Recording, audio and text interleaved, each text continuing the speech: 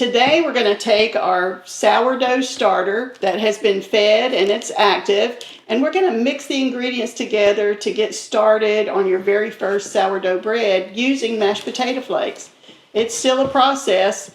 We've got to wait, even after today, when I take this starter and I mix my flour and other ingredients in it, I've got to cover it and it's got to sit out on the counter for another 12 to 15 hours again.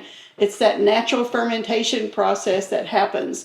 And you'll see the difference because I'm going to show you once I get everything in my bowl mixed up. And then when we come back on the next video, I'm going to show you the bowl. The dough will be expanded in the bowl and it'll almost be full. So as you start this next process, you want to make sure you use a deep bowl. I don't use an electric mixer. I just mix everything by hand. I think that's part of the fun of making bread. You're making something and you're putting it together. You're using your hands. This particular type of sourdough, you don't have to use your hands so much to knead it unless you want to. And you don't have to go back and do the stretch and pull like on traditional sourdoughs. This one's pretty simple. You just put all the ingredients in your bowl and you stir it up, add a little flour if it's too thin, and then you're pretty much ready to go after about 12 to 15 hours. When I come back on that video, I'll show you how to turn that prepared dough out on your counter. And we'll do maybe a plain sourdough loaf of bread, or we might do some cinnamon rolls just for fun, so you can see how we do that. So you want to start with your fed starter that's active, and then you want to stir it up. Get everything all nice and stirred up in there. You can make sure your starter is active because it'll be very foamy on the top, and also you can hear it. You can hear it bubbling. I wish the audio you could hear this so you could hear it bubbling. It sounds like a fizzy drink when you pour like a Coke or a soda over ice and you hear that fizzing. That's what your sourdough should sound like. It should sound all nice and bubbly. So to begin with, you're going to take 1 cup, and I'm not really precise on all my measurements. I try to be, but if I go over a cup a little bit, it's okay. So I'm going to take 1 cup of my starter, pour it in my bowl.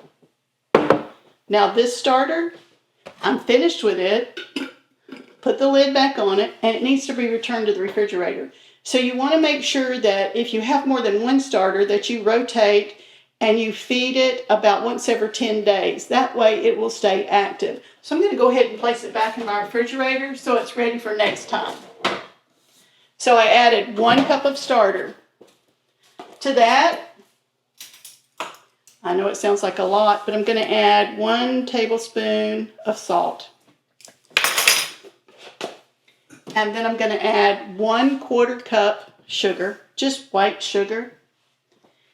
And then I'm going to add 1/3 to 1/2 cup or so of oil.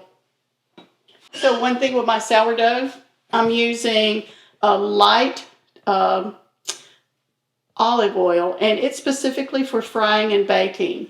I don't want to use the extra virgin olive oil. It has a little bit heavier taste to me. So you can use a light olive oil, you can use avocado oil, or you can use butter, not margarine, real butter. And so when I do my bread, I try to stay away from all the seed oils. I think that's been one thing that my customers have enjoyed, was because I tell them the bread that I have, it does not have seed oils. When I make cinnamon rolls and dinner rolls, I usually use butter, so not the olive oil. When I'm making my loaf bread, my Mediterranean bread, I usually use olive oil. I think it gives it a nice, richer flavor.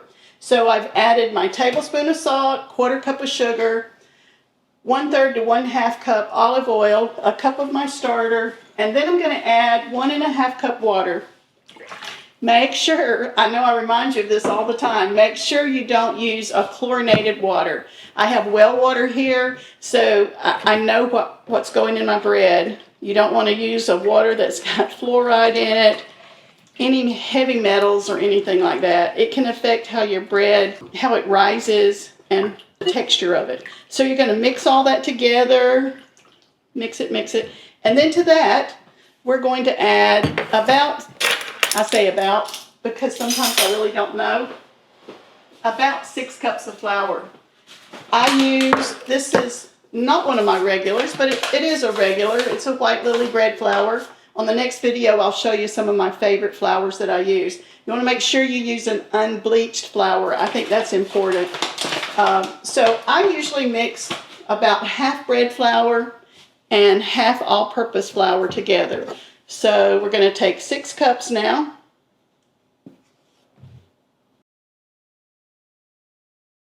And I'm going to do about 5.5.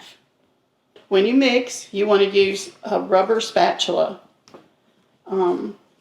Some people, they go ahead and they put it in their mixer, their counter mixer, and they use their bread hook to mix it. But I kind of like to watch it come together.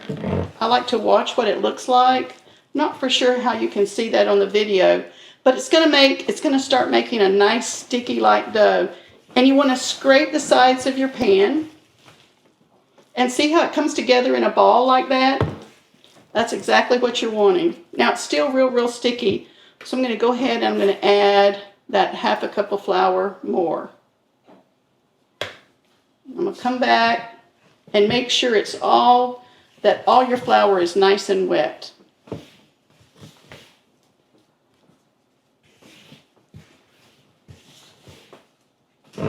And see how the ball of dough has come together.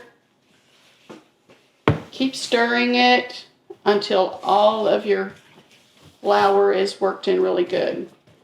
Now at this point, most of the time, I finish mine right here. I don't take it out, put it on the counter. I don't do a lot of kneading. All the kneading that I do is with a rubber paddle like this, and I just knead it right here in the bowl. And your dough comes together and forms a ball. It's a little bit tacky. It's not totally dry all the way around.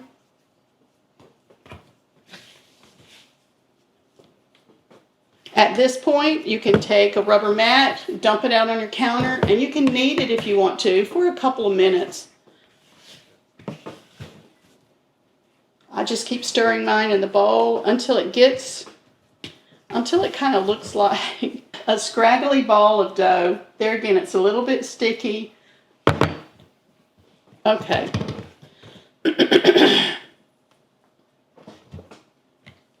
All right, so I'm finished with it. And now I'm going to top it with a little bit of oil. I pour that olive oil right on the top. Take my hand and I just rub it around on the top of the dough. That's so your dough doesn't dry out. Sometimes it'll dry out as it's going through the next 12 to 15 hour process, and it'll actually get like a crust on it. It'll rise up, but the crust will be on the top. So the next step is I usually use a saran wrap, and I cover my dough pretty good like that. And then I take a clean kitchen towel and I cover the top of that.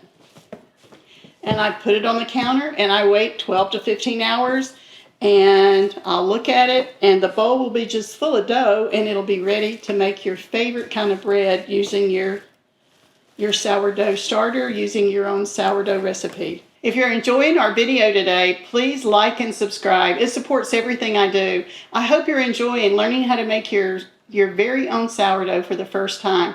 On my first video, we began by showing you how to make your own potato flake starter. And that starter, it's going to look something like that as it gets going with you. That's your starter. And then once your starter has set for the 3 to 5 days on your counter and you refrigerate it, you can pull it out of the refrigerator and then you can feed it. And it looks something like that. And today we've taken our active starter and then we mixed our flours, our oil, our salt, and our sugar and water into it. And we've made a large dough ball in the bottom of our pan. And we've covered this. And now we're going to wait 12 to 15 hours. And when I come back with my next video, I'm going to show you how to make a yummy bread loaf or maybe even a pan of cinnamon rolls if that's your favorite. So thank you for watching our channel today. Come back and watch the next one when we show you exactly how to put that loaf together and what it'll look like. If you haven't watched my first video yet about how to make your starter, click the link and it'll take you to that video. Then you can begin your journey in making your very own sourdough bread. Thank you for following. Earlier today we made the dough, and this is now 10 or 12 hours later. If you remember, the dough was just a real small ball in this bowl, and now it almost fills the whole bowl. If you'd like to see what to do next, watch the next video I have on making your sourdough loaf.